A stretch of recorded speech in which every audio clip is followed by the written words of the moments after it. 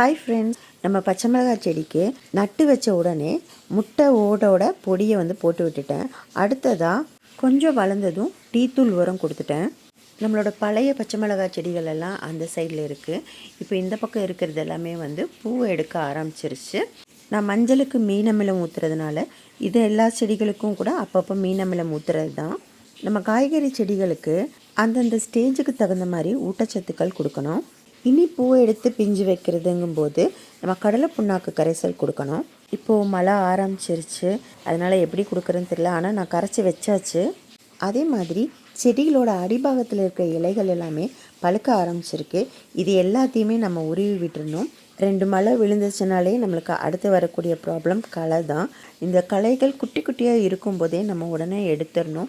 இல்லைன்னா இதில் உருவாகக்கூடிய விதைகள் மூலிமா நம்ம எடுத்து என்ன தான் மக்கறதுக்கு போட்டாலும் நம்ம அந்த மண்ணையை தான் ரிப்பீட்டடாக எடுத்து யூஸ் பண்ணுறோம். ஸோ தட் நமக்கு திரும்ப திரும்ப நம்மளோட தொட்டிகளில் வந்துக்கிட்டே இருக்கும். அதனால் அது சின்ன செடியாக இருக்கும்போதே இம்மீடியட்டாக பிடுங்கிடணும். கொஞ்சம் கவனிக்காமல் விட்டோம் அப்படின்னா மெயின் செடியோட சத்துக்களை அது உறிஞ்ச ஆரம்பிச்சிடும். எப்போல்லாம் நீங்கள் களைகளை பார்க்குறீங்களோ கையோடு அதை பிடுங்கிடுங்க. மழை முடிஞ்ச அடுத்த ஒரு 2 நாள் 3 நாள்லேயே அடுத்து வர பிரச்சனை என்னன்னு பார்த்தீங்கன்னா அஸ்வினி பூச்சி தான். அஸ்வினி பூச்சி வந்துச்சுனாலே கொஞ்சம் கஷ்டம்தான். பயோ என்சைம் தெளித்தா போயிடும். ஆனால் நான் இப்போல்லாம் அது கூட தெளிக்கிறது கிடையாது. நம்ம அதை கொஞ்ச நாள் விட்டு வச்சு பொறுமையாக விட்டு வச்சோம் அப்படின்னா அஸ்வினி பூச்சியை சாப்பிட்றதுக்குன்னு நமக்கு பொறி வண்டுகள் வர ஆரம்பிச்சிடும். அதனால் நம்ம கொஞ்சம் பொறுமையாக இருக்கிறது ரொம்ப ரொம்ப முக்கியம்.